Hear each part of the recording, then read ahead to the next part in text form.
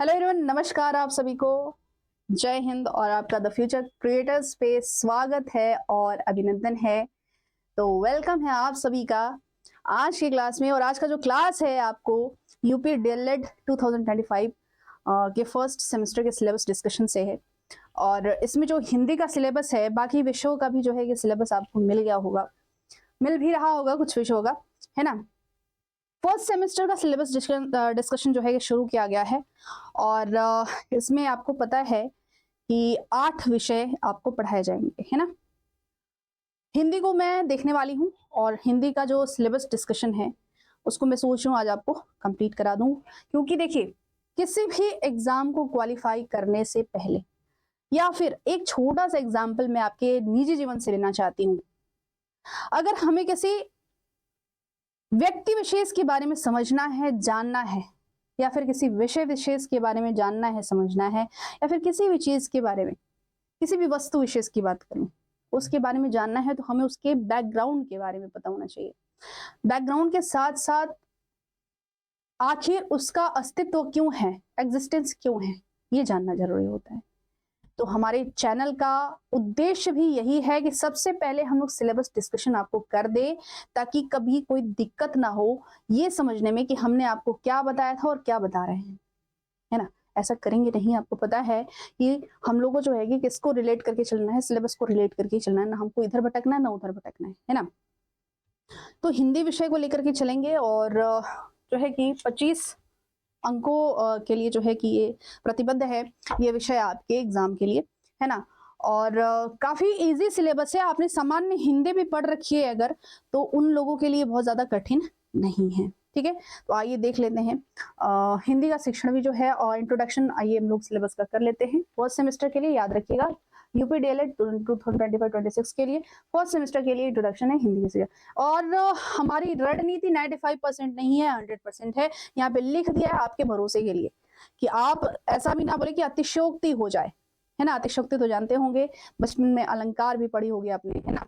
तो अतिशयोक्ति आपके लिए ना किया जाए, इसलिए 100 ना लिख करके 95 आपके भरोसे ही लिए कर दिया है। बाकी हमारी तरफ से 100% है भाई, 100% है हमारी तरफ से, ठीक है। आइए, तो दिव्या मैम के द्वारा जो है कि आपके लिए हिंदी यहाँ पे रखा जा रहा है और बैचेस लॉन्च कर दिए गए हैं, ठीक है।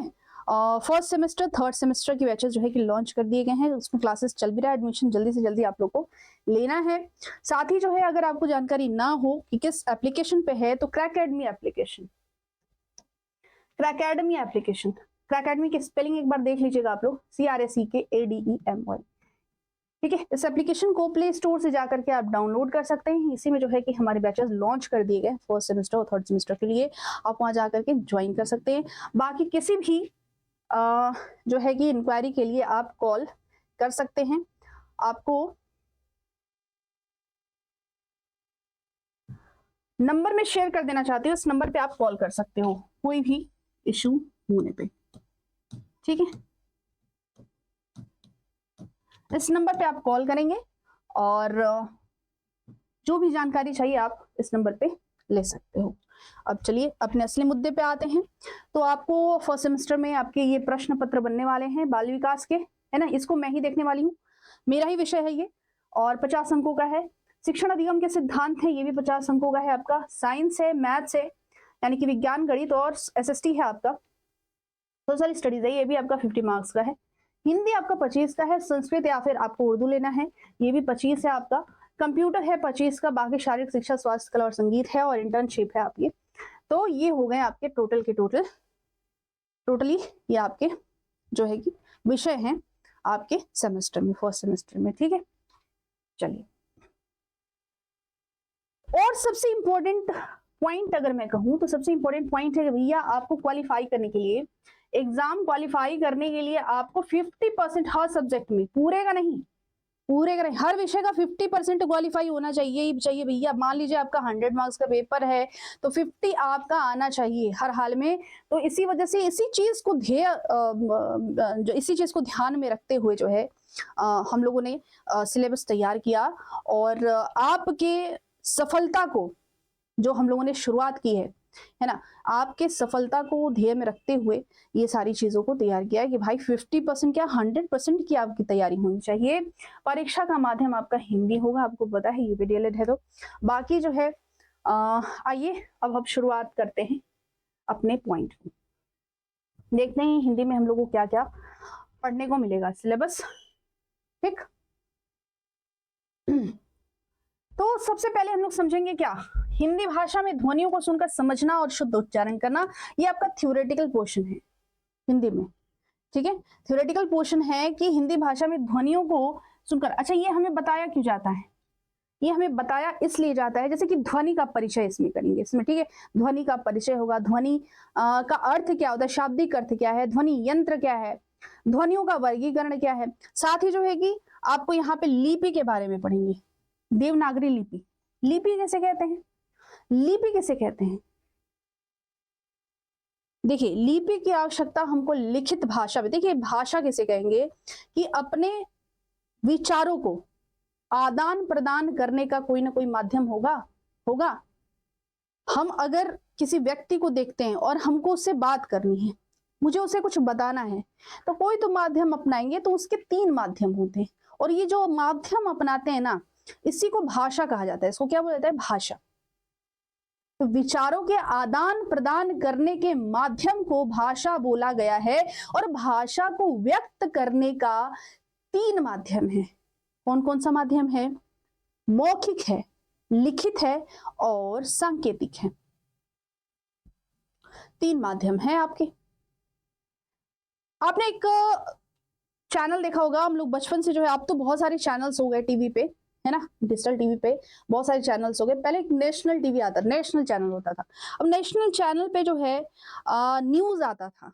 हम लोग छोटे छोटे थे तो न्यूज आता था, तो उस न्यूज में जो है कि एक ऐसा न्यूज भी आता था जिसमें एक पत्रकार जो है कि कुछ बोल रहा है, जर्नलिस्ट है जो कुछ बोल रहा है, और एक जो है उसको इशारा करके, वो किन के लिए हुआ करता है, वो जो हमारे समाज में दिव्यांग पाए जाते हैं, जो अच्छे से सुन नहीं पाते, देख नहीं पाते, समझ नहीं पाते हैं, बोल नहीं पाते, उनके लिए जो है कि वो एक सांकेतिक भाषा के रूप में न्यूज को दिया जाता था।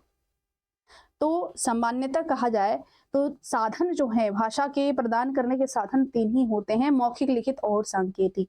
तो जो लिखित भाषा होती है उसको बताने के लिए, समझाने के लिए हम जिन चिन्हों का प्रयोग करते हैं, जैसे मान लीजिए हमको क लिखना है, हमको बताना है कबूतर वहां बैठा है, तो उसके लिए हमें चिन्ह का प्रयोग करना है। ये है पहला चिन्ह लगाएंगे, फिर एक सर्कल बनाएंगे, घेरा बनाएंगे, उसकी पूंछ लटकाएंगे, टोपी पहना देंगे। ये चिन्ह है। कितने चिन्ह हो गए, 1 चिन्ह, 2 चिन्ह, 3 चिन्ह, 4 चिन्ह, 4 चिन्हों से क बना। तो ये जो चिन्ह है ना, ये जो चिन्ह हमने प्रयोग की, जो चिन्ह हमने प्रयोग की, ये जो है आपके क्या कहलाए, ये जो चिन्ह है इसी को लिपि बोला गया। क्या बोला गया, लिपि बोला गया, इसी को लिपि बोला गया। हिंदी भाषा की जो लिपि है वो देवनागरी है, और देवनागरी जो है, देवनागरी लिपि जो है ब्राह्मी लिपि से आई है। आज से हजारों साल पहले की लिपि, बहुत प्राचीन लिपि है। गुरुमुखी, गुजराती, जितने साउथ इंडियन है, कन्नड़, मलयालम, है ना, तमिल, तेलुगु, ये जो लिपियां इसमें लिखी जाती है ना, वो सब कुछ, सब सारी की सारी जो है, सारी भाषाओं की लिपि जो है कौन है, ब्राह्मी लिपि। और ब्राह्मी लिपि से ही देवनागरी लिपि आई है। संस्कृत की भी देवनागरी है, संस्कृत की भी देवनागरी ही लिपि है, गुरुमुखी पंजाबी भाषा की। ठीक है, तो कहने का सेंस है कि जो चिन्ह लिखे, जो चिन्ह मैंने प्रयोग किया, ये हो गई लिपि। इन्हीं को समझना है, इन्हीं को इसमें समझना है। साथ ही समस्त लिपियों के संकेत समझने हैं, स्वर और व्यंजन पढ़ना है, संयुक्त वर्ण पढ़ना है, संयुक्ताक्षर, मात्राओं का ज्ञान। भैया सब वर्ण में, एक तरीके से एक चैप्टर का नाम दे दूंगी मैं, वर्ण, वर्ण तथा वर्णमाला, वर्ण तथा वर्णमाला। और इसी में सारा विषय सारा जो आपका ये जो टॉपिक है, ये बिंदुएं हैं जो दी गई है, ये सारा कंप्लीट हम लोग कर लेंगे। ठीक है, तो ये हो गई। इसके बाद भाषा सीखने के जो कौशल होंगे, जो श्रवण कौशल है, सुनने के कौशल है, ठीक है, मौखिक कौशल है, वाचन कौशल है जिसे कहा जा सकता है, मौखिक अभिव्यक्ति जो है ना, इनको पढ़ना है हम लोग। तो टॉपिक में आपका यही है, हम बताएंगे कि इसमें क्या क्या आप लोग को समझना पढ़ना है। तो लिपि को समझा, लिपि संकेतों को समझा, स्वर व्यंजन को पढ़ना है वर्णों के भेद में। ठीक है, वर्णों के 3 भेद होते हैं, वो मैं बताऊंगी अभी अच्छे से। संयुक्त वर्ण, संयुक्ताक्षर, मात्राओं का ज्ञान। मात्रा जो है स्वरों में होता है, स्वरों में पढ़ेंगे इसको, ठीक है। बाकी संयुक्त वर्ण और संयुक्ताक्षर जो है आपके किसमें आ जाएंगे, स्वर और व्यंजनों में आ जाएंगे, ठीक है, इसको पढ़ेंगे। जैसे कि संयुक्त व्यंजन की बात करें, श, त्र, ज्ञ, श्र आपका संयुक्त व्यंजन है ना। संयुक्त वर्ण में आएंगे तो संयुक्त वर्ण में देखिए, संयुक्त वर्ण में आपका एक प्राकृतिक होता है और एक अप्राकृतिक होता है, कृत्रिम जैसे बोला जाता है। वो आपके आ हो गए, ए हो गए, ऐ हो गए, ओ हो गए, औ, तो ये संयुक्त वर्ण है ना। ये भी पढ़ेंगे। तो इनसे प्रश्न बनते हैं आपके और ऑब्जेक्टिव फॉर्म में बनते हैं आपके क्वेश्चन, ठीक है। उसके बाद आपके शॉर्ट, वेरी शॉर्ट में बनेगा, शॉर्ट में बनेगा, उसके बाद लॉन्ग टर्म में आपका क्वेश्चन आता है आपके एग्जाम में, ठीक है। उसके बाद अगली टॉपिक क्या होने वाली है, ये आपके शब्दकोश है या फिर शब्द शक्ति कहिए, ठीक है, वर्ड पावर है ये। विलोम शब्द पढ़ेंगे हम लोग को, इसकी प्रैक्टिस ढेर सारी कर जानी है और इसकी प्रैक्टिस हम कराएंगे यूट्यूब, अपने इसी यूट्यूब चैनल पे कराएंगे, इसी यूट्यूब चैनल पे कराएंगे आपको, ठीक है। खूब ढेर सारा प्रैक्टिस करा लिया जाएगा, इसका मैराथन चलवा दूंगी एग्जाम के पहले। और साथ ही आपको टेस्ट भी देना है, टेस्ट सीरीज भी जारी करवा देंगे, टेस्ट भी देना है आपको, है ना। समानार्थी, तुकांत व समान ध्वनि, ये क्या है, ये क्या है, ये क्या है। आपने हिंदी, सामान्य हिंदी पढ़ी होगी, हिंदी ग्रामर पढ़ी होगी, उसमें पढ़ा होगा आपने समश्रुत भिन्नार्थक शब्द, समश्रुत भिन्नार्थक शब्द यानी कि सुनने में बराबर पढ़ अर्थ में भिन्न, ठीक है। जैसे एक बिन, बिन, और मैं बोलूं बीन, दोनों के अर्थ अलग हो गए, है ना। तो इस तरीके से सुनने में बराबर लगे और अर्थ में अलग अलग हो, ऐसे शब्दों को समश्रुत भिन्नार्थक शब्द कहा जाता है। अगर बात करूं यहां पे, तो ये है विराम चिन्ह का चैप्टर, ये अलग अलग टॉपिक दिए हैं, बस इस चैप्टर को एक ही शब्द में आप लिखिएगा, नोट करिएगा, विराम चिन्ह,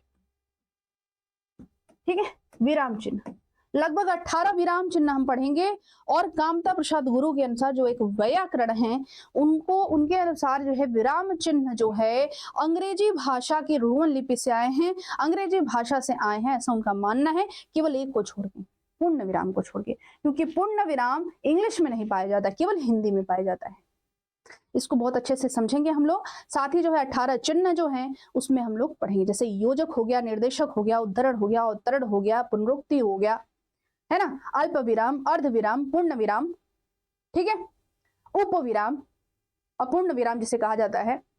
ये सारे जो चिन्ह हैं, लोप चिन्ह, काग चिन्ह, हंस पद, काग पद, ये सारे जो है कि चिन्ह हैं। लोप सूचक, तारक पद, तारक चिन्ह, ये सारे जो हैं आपके चिन्ह हैं। विराम चिन्ह जिसे इंग्लिश में पंक्चुएशन मार्क बोला जाता है, क्या बोला जाता है, पंक्चुएशन मार्क बोला जाता है। तो इंग्लिश ग्रामर में भी अगर क्वेश्चन करते हैं, आप सेकंड सेमेस्टर में भेंट होगी आपकी अंग्रेजी से, ठीक है, अंग्रेजी से भेंट होगी, तो वहां पे भी आपको देखने को मिलेगा। साथ ही जो है आपको हिंदी में भी पंक्चुएशन मार्क, क्योंकि देखिए विराम चिन्ह को समझने क्यों इसका प्रयोग किया जाता है। देखिए मैं बोल रही हूं तो मैं रोक सकती हूँ, यहाँ पे मैं थोड़ा सा विराम देती हूँ अपने शब्दों को। आप मौखिक भाषा में तो समझ सकते हैं कि आप किस भावना, लेकिन अगर आपको लिखना है तो आपको सामने वाले को कैसे बताओगे कि आपने विस्मय प्रकट किया, आपने प्रश्न किया है, आपने किसी स्टेटमेंट को, किसी वाक्य को एक विशेषोक्ति के रूप में रखा है, कैसे आप समझ पाएंगे, चिन्हों के माध्यम से। इसीलिए हमें चिन्ह पढ़ना पड़ता है और हमें चिन्ह का ज्ञान रहेगा। देखिए जितने भी आपके कॉम्पिटिटिव एग्जाम्स हैं जिसमें आपके सामान्य हिंदी, जनरल हिंदी पूछे जाते हैं, उनके ये फेवरेट टॉपिक है, आएगा ही आएगा उनमें प्रश्न। तो ये इसलिए जो है कि आपको भी तैयार करवाया जाता है ताकि आप बच्चों को भाषा विज्ञान से परिचित करा सकें। भाषा विज्ञान में इसका बहुत ज्यादा महत्व है, इसलिए आपको भी पढ़ाया जाता है। तो इस टॉपिक का नाम रहेगा विराम चिन्ह, जिसमें ये सारे भेद होंगे, जिसमें अल्प विराम, अर्ध विराम, पूर्ण विराम, प्रश्न विराम, प्रश्नवाचक, विस्मय बोधक, है ना, और अवतरण चिन्ह, ये सारे पढ़ने पड़ेंगे। साथ ही उनका प्रयोग कहाँ कहाँ होता है इसको हम लोग विधिवत पढ़ेंगे। उसके बाद पेडागोजी में आएंगे हम लोग। शिक्षण में हिंदी का जो शिक्षण है यही मुख्य टॉपिक है, इसको थोड़ा सा हम लोग को समझना पढ़ना पड़ेगा। यही मुख्य जिसे कहते हैं मुद्दा है। बच्चों को आपके जो एजुकेशन का पार्ट है, शिक्षण का भाग है, यही लेखन शिक्षण की विधियां, लिखना सीखने में ध्यान रखने योग्य बातें, बैठने का ढंग, आंखों से कागज की दूरी, ये सब कुछ बच्चों को बताना है। कलम पकड़ने की विधि, शिरोरेखा, लिपि, अक्षर की सुडौलता, उपयुक्त नमूने, अभ्यास, सुलेख, अनुलेख, श्रुतलेख। ठीक है, पेस्टोलॉजी वगैरह पढ़ेंगे आप, इसी में जो है पेस्टोलॉजी हो गई आपकी, मॉन्टेसरी विधि पढ़ेंगे, है ना। ये सारी जो विधियां हैं इसमें हम लोग लेकर के चलेंगे। तो ये थी आपके विषय वस्तु और यही टॉपिक हम लोग को हिंदी में लेके चलना है। आप लोग नोट कर लीजिएगा। क्वेश्चंस के माध्यम जैसे आपके अगर विकल्प वाले प्रश्न आते हैं तो इस तरीके से प्रश्न आपके आते हैं, जैसे उच्चारण में लगने वाले समय के आधार पर व्यंजन वर्ण किस श्रेणी में आते हैं, तो एक मात्रिक में, त्रिमात्रिक में, द्विमात्रिक में, अर्धमात्रिक में आते हैं समय के आधार पर व्यंजन वर्ण। ठीक है, इस तरीके के प्रश्न रहेंगे आपके। मूल स्वर कौन कौन से हैं, है ना, मूल स्वर कौन कौन से हैं। ठीक, बाकी सर मूल नहीं है, सारे के सारे कृत्रिम हैं। ठीक है, निम्न अक्षर में महाप्राण, प्राण के आधार पे, ये स्वर व्यंजन का प्रश्न है, स्वर और व्यंजनों का प्रश्न है, ये वर्णों का प्रश्न है। वर्ण का मात्रा यानी कि वायु। ठीक है, प्राण, महाप्राण, जितनी मात्रा प्राण की निकलेगी, प्राण यानी वायु, कम मात्रा निकलेगी अल्प प्राण, ज्यादा मात्रा निकलेगी महाप्राण। ठीक, तो निम्न अक्षर महाप्राण कौन है, तो दूसरे चौथे स्पर्शी व्यंजन को महाप्राण बोला जाता है ना। ठीक, तो ये साथ ही आपका ये अंतःस्थ हो गया, आंसर हो जाएगा आपका, है ना, इस तरीके से। आगे, निम्न में से कौन सा शुद्ध शब्द है, अब ये वर्तनी है, ये आपका शब्द संचय से प्रश्न है। ठीक है, शब्द संचय से प्रश्न है। अति लघु उत्तरी में वाचन कितने प्रकार का होता है, नाम उल्लेख करें, नाम लिखना है यहाँ पे। हिंदी भाषा में कारकों की संख्या कितनी होती है, किन्हीं दो कारकों का नाम लिखिए। ज्ञात संयुक्त व्यंजन किन व्यंजनों से मिलकर बना है, मौखिक अभिव्यक्ति का क्या महत्व है, लिपि और ध्वनि का आरोप में क्या संबंध है, ये सारी चीजों को आपस में क्या संबंध है इनको बताना है ना। इस तरीके से आपके अति लघु उत्तरीय, ये थोड़ा सा मैं फॉर्मेट बता दे रही हूँ कि आपके एग्जाम में कैसे होने वाले हैं। लघु उत्तरीय में आप क्या पढ़ने वाले हो, वन और पर्वत शब्द के 5-5 पर्यायवाची लिखने हैं आपको, है ना। प्रारंभिक स्तर पर लेखन सिखाने की विधि, वाक्य के आवश्यक गुण कौन कौन से हैं, यानी कि वाक्य के गुण बताने यहाँ पे। वर्णों का उच्चारण करते समय में कौन कौन सी सावधानियां बरतनी चाहिए या फिर रखनी चाहिए, ये लघु उत्तरीय है। तो इस तरीके से आपके प्रश्न देखने को मिलेंगे। उम्मीद है आपको सिलेबस काफी अच्छे से समझ में आया होगा। बाकी जैसे पहला क्लास रहेगा उस दिन मैं आपको चैप्टर वाइज लिखवा दूंगी कि ये चैप्टर्स इतने दिन में जो है ये समाप्त करने हैं और इतने पढ़ने हैं। ठीक है, बाकी डेमो क्लासेस आपको पढ़ जाएंगे इस चैनल पे, आप लोग जरूर देख लीजिएगा। और ये सिलेबस था आपको, ताकि आपको बेसिक इंफॉर्मेशन मिल जाए सिलेबस को लेकर के। ठीक है, बाकी मिलते हैं अन्य विषय के साथ, तब तक के लिए बाय बाय, जय हिंद आप सभी।